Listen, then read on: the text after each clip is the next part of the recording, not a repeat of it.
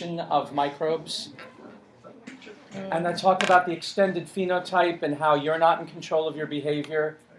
At least your human cells aren't, that you're also being controlled by the microbes that live on and in you, that you're being controlled by plants, that you're being controlled by other humans, obviously, your parents, your school, your politicians, your business people, corporations. You're being controlled by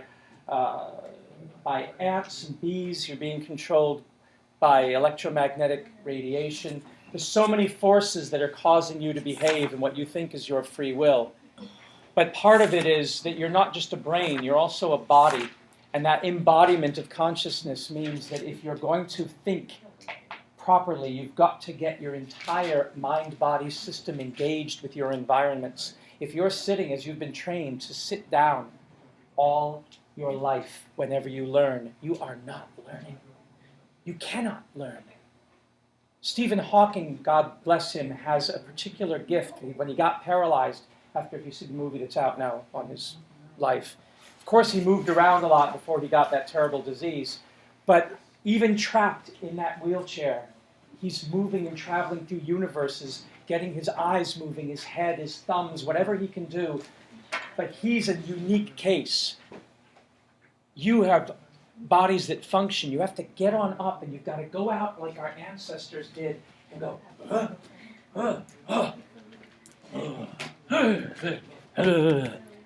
This is what we did for millennia until we developed this civilization and its slavery.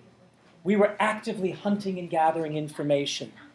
We hunted and gathered light in the form of food and in light itself and heat. We hunted and gathered for new stones that we could use to build with or make weapons out of and protect ourselves. We hunted and gathered for different materials to build the voyages of exploration we were going on with our boats and our carts and wheels. So movement is intrinsic in the act of learning. It's what made us fully human. And now you sit. You've got to stop sitting. You've got to share. You've got to get out and go, hey, look at this. And then somebody else runs and gets something else. Move across borders. Don't let borders and fences stop you. That's how the inner circle has always kept you from information, by making the rest of you sit down. Shut up. How many times have you heard that in your life? Sit down and shut up. When you were a kid. Mom, Dad, there was a frog out there. Shut up. Sit down. But there's a frog in it. Frogs aren't good. They're slimy. Sit down. What did you bring that in the house for? Look, you tracked dirt all over the place. But I just wanted to go out in the garden. Shut up. No wonder we're poisoned. When you come in, unless somebody gives you rules otherwise, you cross borders in this classroom. You stand up on the chair, on the desk, until somebody says stop, you do. Don't be passive. You go and you grab and say, excuse me, mister, what's up?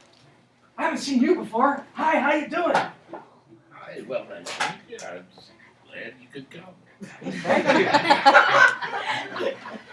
When they were here last week and we put them in inner circles, they were facing each other. They didn't even introduce themselves. In none of the 3 classes, it's not just you guys, obviously, every single class we've encountered, we've been running this experiment for years. Don't you feel like rats in a cage? You're part of my psychological experiment. It always turns out the same way. And we're all surprised, like we didn't introduce ourselves to a stranger who's come into our tribe, who's come into our community. We're like, oh, you're the stranger. I'm not paying any attention. You don't know what gifts he's brought in, where he's from. You don't even know what gifts you've brought in because you're sitting down and assigning yourselves seats. Like, how many times have you sat in that exact seat? This is the first time. Is it? Good for you. How many times have you sat in that seat? First time. Is it? Yeah, I used to sit over Big move. Big move. I'm glad you sort of shifted from one part of Haiti to the other. That's good. No, it's this idea that we assign ourselves territories, and then we get stuck in those mental and physical ruts, and we don't grow because we had seating charts when we came into kindergarten and first grade and second grade, and we were told, okay, so the good kids sit in the front because they want to get every word the teacher's saying because their parents told them, not because they cared themselves maybe, and the students who are a little bit marginalized, been left out, will go and sit in the back to continue to feel left out because that feels better because no one will call on me. And I don't know, because I was, told to shut up and sit down, and I'm tired of that, so maybe if I sit far away, they won't notice me. And most teachers play the game and they stand up in the front so that they can only engage with people in the front and they don't have to deal with somebody who might actually make them work harder. Because you have the ones who already know the topic usually sitting in the front, right? And so it's easy to teach to the ones who already know because you don't have to teach. You just say this and they go, huh? I mean, how many teachers actually get up and actually sit down and go, okay, let's talk right here? That'd be embarrassing, wouldn't it? Right? But we don't. We have these protocols that we do. And they keep us from learning. School is not about learning, I've told you. This school is a jail. It's about keeping you from learning. And today we're going to talk about what I consider the most important technology in human history. And we've got an expert who hates being called an expert because he's such a magnanimous soul. He believes that there's expertise embedded in everything and everybody. But truly, from the definition we give, this is Biogas Bob Hamburg. He has spent 40 years championing this particular solution as possibly the greatest solution to all of our human problems. The keystone solution, let us say, around which all the others then fit and make sense. And he's come all the way up from Pennsylvania, driven up several hours to spend the week with us here, to present alongside our students at the United Nations last night, to present in our classrooms, to meet our other faculty on Faculty Seminar Day. And we're really honored to have this Obi-Wan Kenobi of this solution, who's been preaching in the wilderness for 40 years. That's true. To many ears that would not hear and eyes that would not see. And before I get him up, because then he's going to give you detail, but you need to be prepped for the detail, because I don't want it to go over our heads, because there's a richness to this that you have to be ready for. I want to do two things. One, I want to hear your answers to this, what you've gleaned. Then I'm going to play you a music video about this topic, and then he's going to speak in depth. So start with, what did you find out when you went hunting and gathering and engaging in community and talking to one another? How do you produce your own biogas? I'm going to pick on somebody by spinning around the room and just pointing. Who did I hit? Okay, how do you make your own biogas?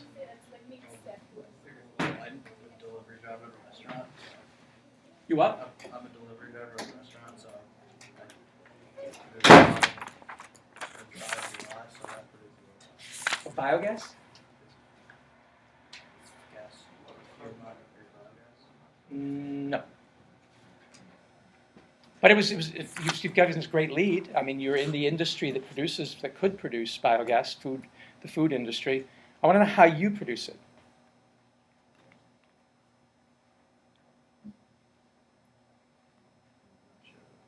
Then we'll pass the torch one row back. How do you produce biogas? And how does he produce biogas? Answer the question for him, too. How does he produce biogas right now? Plant waste, sewage, and any other kind of waste. Plant waste or sewage, any other kind of waste Digested. has to be digested. So how does he produce biogas? You don't know? You just said it. Goes to the bathroom. He goes to the bathroom. Yes, you go to the bathroom. Therefore, you produce biogas. How do you produce biogas? Same way? But I would submit that sometime in the next... Just say it. Everybody poops, guys. It's not the solids. Not the solids. Sometime in the next 2 hours, there's going to be biogas produced in this room by pretty much all of you. And you're going to sort of shift in your chair and try to make it look like you're not making it. And then, yeah. I was going to say the same fighters. I like them. So the answer that should have been, if it was the right answer, of course we know, what's the right answer always? There's no wrong. It depends. So the right answer always depends. But dependent on how your metabolism is working, what you ate this morning, and how your stomach is functioning, the right answer would be, how do you produce your own biogas? You fart. You fart. How would you or could you produce your own biogas is a different question, depending on how much you want. Because then the question is, would you use it for? What do you use your farts for right now? Humor. Humor. Let's go on video. So would that mean that burps are burps not? Very rarely. Most of your burps are nitrogen. Cows' burps are a significant amount of methane biogas. Cow burps. Humans, our digestive system is a little different, but there could be some, and you would call it, you'd smell it. Especially if you've got Giardia. Yeah. Your burps could be highly, well, they methane plus a lot of sulfur compounds.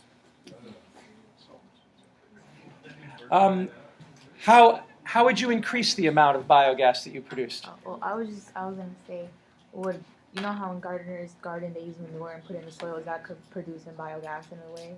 It is. It's doing it very inefficiently, and it's because the air involved, it is releasing most of it as carbon dioxide, so you're not getting a lot of methane. So you can, but They don't. so if I burn, let's say, like leftover vegetables, does that produce biogas? If you burn them, no. If you burn them, it'll produce carbon monoxide, which is a poisonous gas. It'll produce carbon dioxide, which is not poisonous, but which is, well, it's not going to add too much to the greenhouse effect. It's actually oil that's adding in coal. But it would add carbon dioxide and water vapors. So burning it would be the least efficient way to get biogas out of your... What's the proper way? Because I was trying to rerun the diagrams and I can't really wrap my head around it. No. It's a little confusing. Mm-hmm. Because I see like the sun and then you need pressure and then it needs to be digestible. And then, yeah, well, it shows the soil and then it somehow comes out through liquids and sludge and it becomes a soil and aquatic productor. So I'm a little confused. Yeah, and many people are. And I took a young man from Kenya to Germany to see the Health and Wellness Expo, Environmental Technology Expo in Germany, where we're leaders in biogas. We have 10,000 huge biogas plants taking all of our garbage and turning it into, or a lot of our garbage and turning it into methane to generate electricity and auto fuel up in Sweden. Europe is a leader. And he looked at the apparatus, and it looked like something out of a Frankenstein movie. There were all these distillation coils, and big motors, and electric buttons, and it was just massive in the center of the room. It was called Small-Scale Biogas for Developing Countries. And he's from Kenya, and he goes, I could never build that. This stuff, forget it. Biogas is way too complicated. And I said, that's okay, Philip.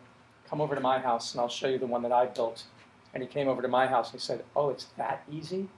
I couldn't get my mind around it from the textbooks and from the apparatus that they set up in the exhibition hall. I thought you'd have to be like a rocket scientist. And then he realized that it was something so simple. So what you're having now is a moment of cognitive dissonance where the most important solution to humanity's problems has been mystified to the point where it seems inaccessible precisely so that you won't grasp how easy it is. And hopefully through today's talk, we'll revisit that question and you will all of a sudden go, oh my God, really? Because if it's that simple, why aren't we all doing it? So to do that, I'm going to play you this song, and then Bob is going to talk, and we can then get into this biogas. If you're in YouTube, you can always look this one up. I did it about 6 years ago for UNESCO, for the United Nations, because we realized that we weren't reaching that many people. This one here for UNESCO. Dr. Carvey of the Appropriate Rural Technology Institute, ARTI, has developed a revolutionary approach to generating methane.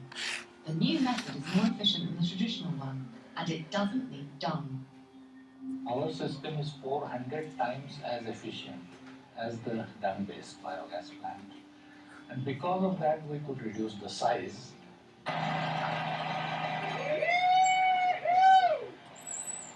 We have light, let there be light, God said. And the light it was made from biogas. And the gas it was made from bacteria. You have plugged in the light. Hi, this is T.H. Mulhane from Salt Lake City. And we're standing here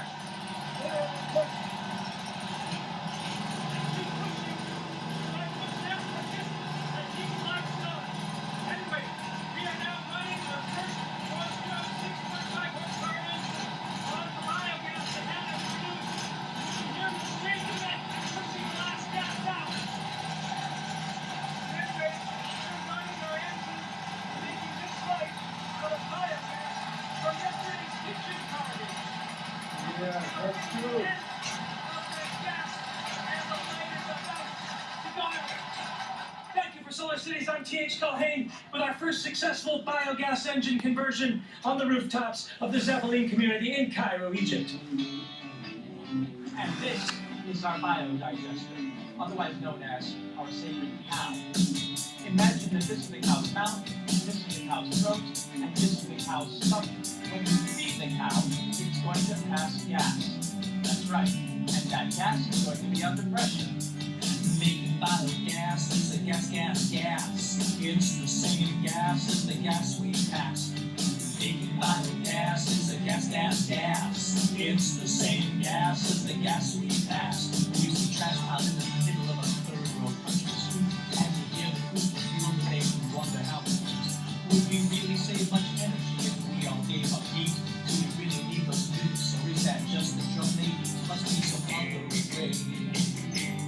Is there another way? Bet your ass. And it's a gas. And it's a blast. It's biogas. Yeah, biogas.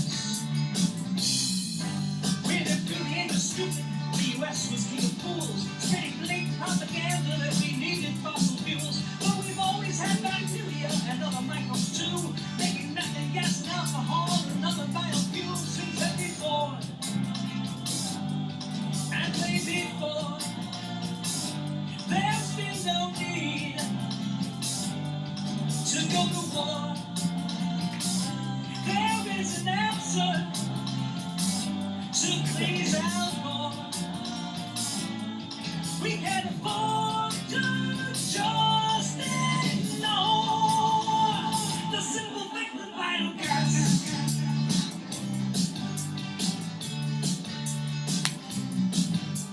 Methane from microbes and garbage recycled by thermophils, mesophils, hydrophils too. This is the only true natural gas. The other is still fossil fuel. Fossil fuel. Don't be fooled. It's time we switch to biogas. Yeah. Don't you think it's kind of funny, all the research, all the money that we spend each year on nukes and fossil fuels? When every city, every household has enough organic garbage to produce all of the energy we use. Cause everybody has bacteria from the South Pole to Siberia. They live to turn our waste into new fuel. There is no energy crisis. Christ, the planet's trying to help us. All the answers are in nature, ain't that cool? Let's change the rules. We have the tools. Harness the sun and biofuel. Use things at last. Forget the past. We must move fast. Jump in and make some biogas. Please make biogas, folks. Try this one at home. Just a couple of plastic containers, one for some gravel and water, manure, or lake mud for the microbial starter culture, the other to collect the gas. Feed the tank your kitchen waste today, and tomorrow you get up to 2 hours of truly natural gas. Cause making biogas is a gas. It's the same gas as the gas we pass. Microbes are taking care of business every day. Taking business and making it okay. Anaerobic respiration is the pathway that we use. It starts with hydrolyzing food waste into simpler molecules. Acetogenesis forms hydrogen, acetic acid too, then reassembled by methanogens into a gaseous room of CO2 and CH4, which we can burn, or we can store. It can be used to cook or heat our homes, from generators, refrigerators, cars and trucks and more. It's time we switch from oil, no need for nukes at all. It's time we switch to biogas.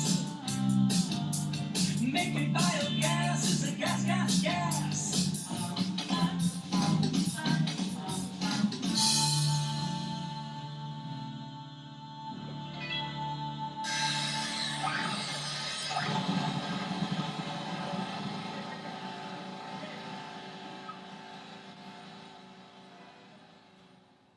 Let there be light. Thank you. Okay. No smoke, no pollution. It's that easy. So there are technical details, and knowing the technical details will make you develop the kind of scientific and artistic acumen that you can go out and spread this light to everywhere. We learned this light in the slums of Pune, India, and brought it to the slums of Cairo, Egypt, and anybody can do it anywhere. You don't need a PhD or a master's degree. You do not need to have a college education or a high school education. We learned it from people who have no education, no formal education, but a lot of experience in the world. They invented it using whatever they found around them because everybody farts. It's just fart gas. And you just build a stomach. But the details will help you as highly educated, hegemonic American world leaders, because that's what you are relative to the rest of the world. You are so rich, you have so much opportunity, and you can do so much good, and yet you're doing so much damage because you're being slaves to the system that is causing poverty around the world. But you have the power to change that. So now, ladies and gentlemen, Mr. Bob Hamburg from Dragon Husbandry's Oars will tell you the details, the nitty-gritty. And unfortunately, I'm not going to quite be as dynamic as TH, but I'm sure he'll fill in. I've needed a translator for 40 years. I translate my pedantic into English. Hopefully you can understand a little bit of it. I started working with digestion in Nepal in the Peace Corps in the mid-70s. They were putting in these small systems that were developed in India. And I looked into it, and with a biological degree and whatnot,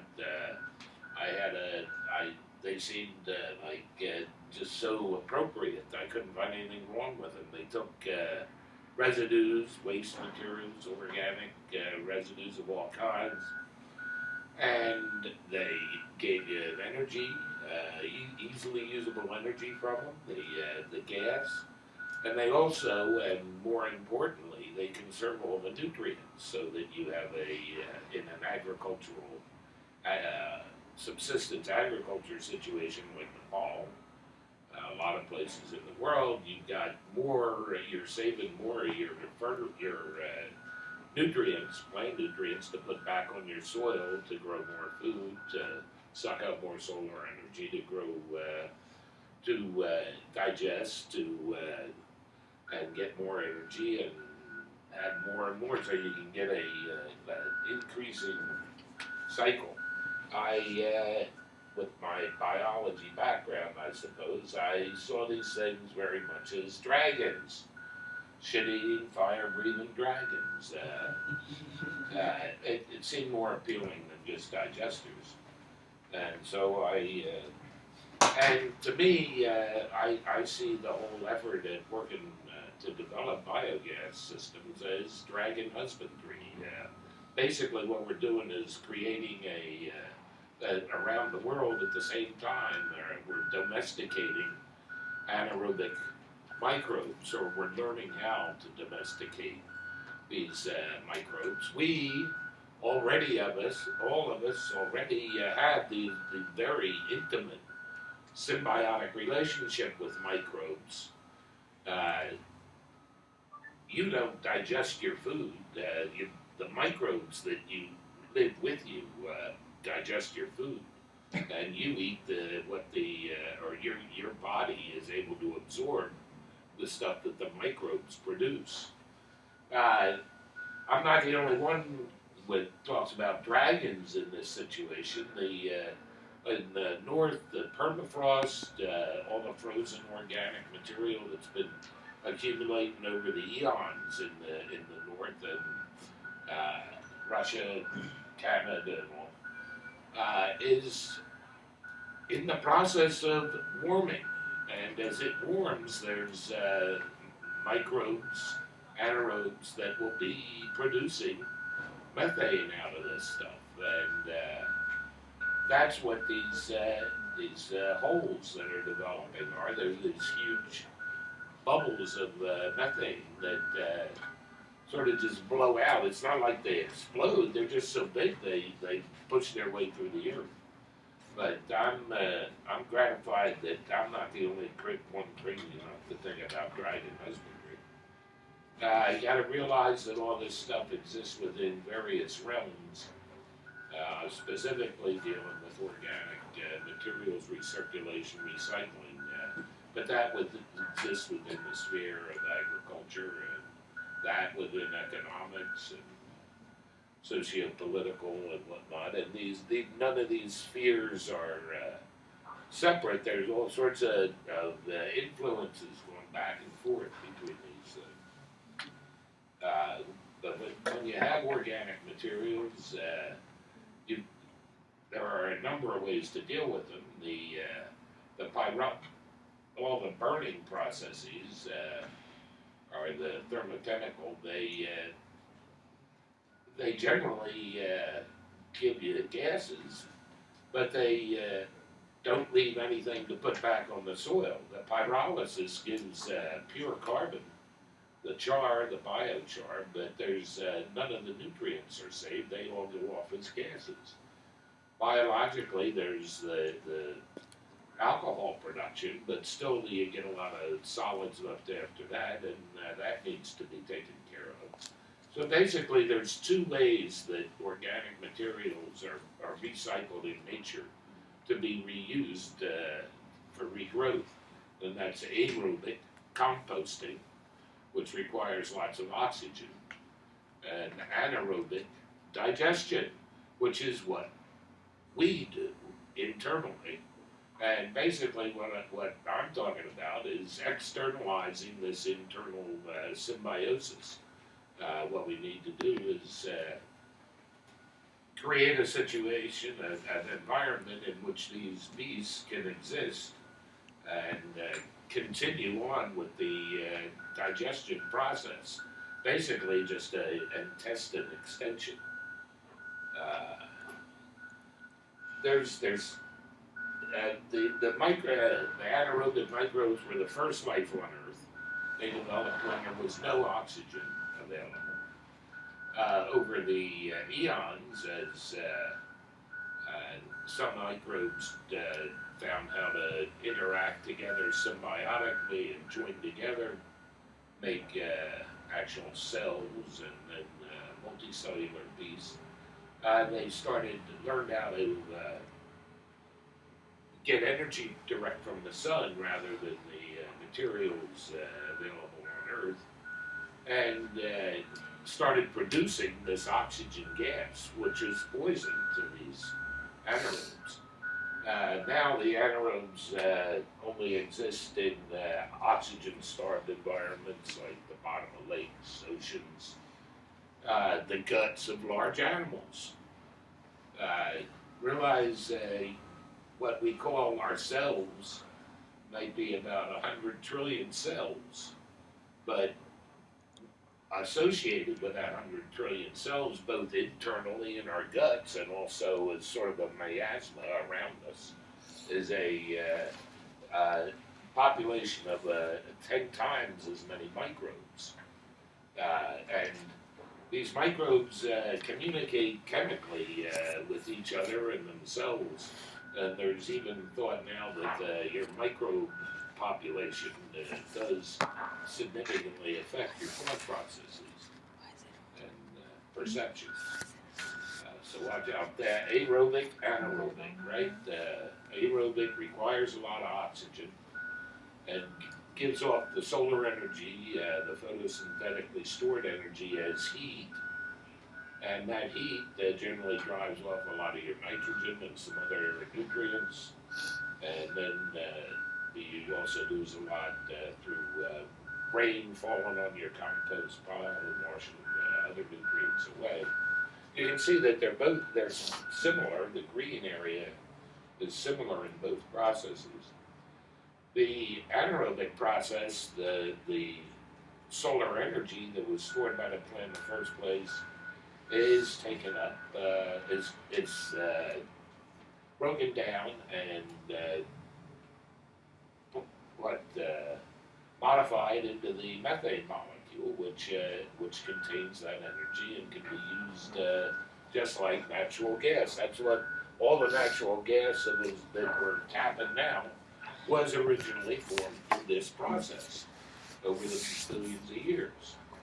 And then the big thing with digestion is that you don't lose any nutrients. They're all there at the end, so they can be placed go into back to the soil or into other production systems. The processes, again, like I say, are somewhat similar, and they have similar requirements. The size in each of them, the smaller the size, the easier things can happen. The pathogen destruction is one important thing. The disease vectors in the organic residues. And I don't like, I mean, most people talk about waste. Waste is a societal fiction. There is no such thing as waste. They're resources that aren't being recognized and used. Waste, there's no way away anymore. You can't throw things away. They're with us if we produce them. We can change their form somewhat. You can incinerate trash, but it turns into air pollution and then falls to the earth, polluting the soil. Let's see. Like I say, all these slides are going to be available to you. Most I can do really in the time that I've got is to point out some of the things in these slides that you can look at further if you're interested.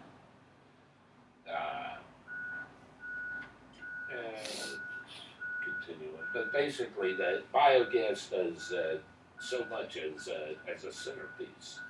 You conserve all the nutrients. You get all the organic materials back to go in the soil, and I'll mention the benefits of organic materials in the soil. Sanitation, you destroy most of the disease vectors. Get the gas. You also, the big thing with the gas in less overdeveloped countries, where you're replacing coal, wood and dung, is that the air pollution inside the kitchens is so low, and people don't have the respiratory problems. Yeah, you can have a efficient wood stove, but that's still not going to give you as clean a kitchen as digestion and the biogas. The digestion process, the bacteria, the microbes, what they eat essentially is the volatile solids, the stuff that smells. And so after digestion, there's no odor to these materials, or no strong odor. There's some odor, but it's more earthy shit. And it does, the flies aren't attracted, and nor are rats, and you also kill off some weeds. One of the reasons that digestion is not taken hold is because of a lot of prevailing myths in society. One of the main myths is that so many analyses are done linearly, and with blinded view of things. The economic analyses, production processes are all linear, and so things go from just one point, getting stuff out of the earth, raw materials, production, and then throwing things away. But actually, in reality, anything you do is going to have all these side effects, either going back to the process in the first place or affecting other things. And so but the biggest thing is that nothing is really linear. if you look at it long enough, everything's is circular, cyclical. And so the biggest effect of of this single line is on the beginning of the next cycle. You can have a cyclical spiral over time, but status quo you'll just maintain. If you can also have a decreasing spiral if you're not paying attention and having various negative influences on the larger systems, which is what we seem to be in now as far as the whole Earth is concerned. But it is possible to get to an increasing regenerative spiral cycle. And the way to do that, I maintain, is pay attention to what happens at the bottom of each cycle, the semi-cycle of return, which is what digestion does. And, of course, this is just one of the myths that we have to deal with. This is